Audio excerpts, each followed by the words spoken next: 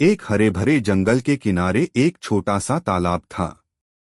उस तालाब में एक बहुत ही चालाक और समझदार बतख रहती थी। उसका नाम था चीकू बतख।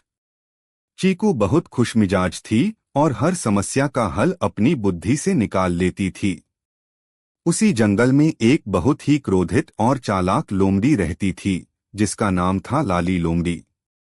लाली को हमेशा भूख लगी रहती थी और वह अक्सर तालाब के पास घूमती रहती थी, क्योंकि उसे बतख को पकड़कर खाना था। एक दिन सुबह सुबह चीकू तालाब के किनारे टहल रही थी। तभी झाड़ियों के पीछे से लाली लोमड़ी उसे घूरते हुए बोली, आज तो मैं तुम्हें जरूर पकड़ लूंगी चीकू। चीकू ने लोमड़ी को देखा, लेकिन वह घबराई नहीं। उसने मुस्कुराकर कहा, अरे लाली बहन, अगर तुम मुझे खाओगी तो तुम्हें बहुत कम मजा आएगा। लोमड़ी थोड़ी हैरान हुई और बोली, क्यों? बतख तो मेरा पसंदीदा खाना है। चीकू बोली, हाँ, लेकिन मैं अभी बहुत गंदी हूँ। अगर तुम मुझे खाओगी तो तुम्हारा पेट भी खराब हो सकता है।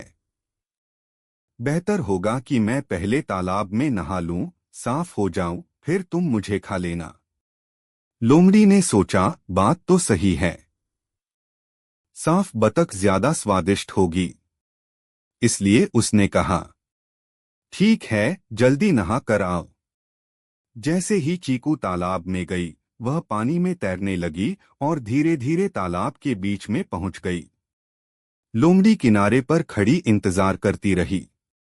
कुछ देर बाद लोमड़ी चिल्लाई, अब बाहर आओ।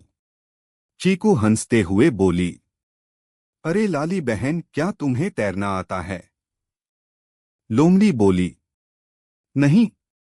चीकू ने कहा, तो फिर तुम मुझे कैसे पकड़ोगी?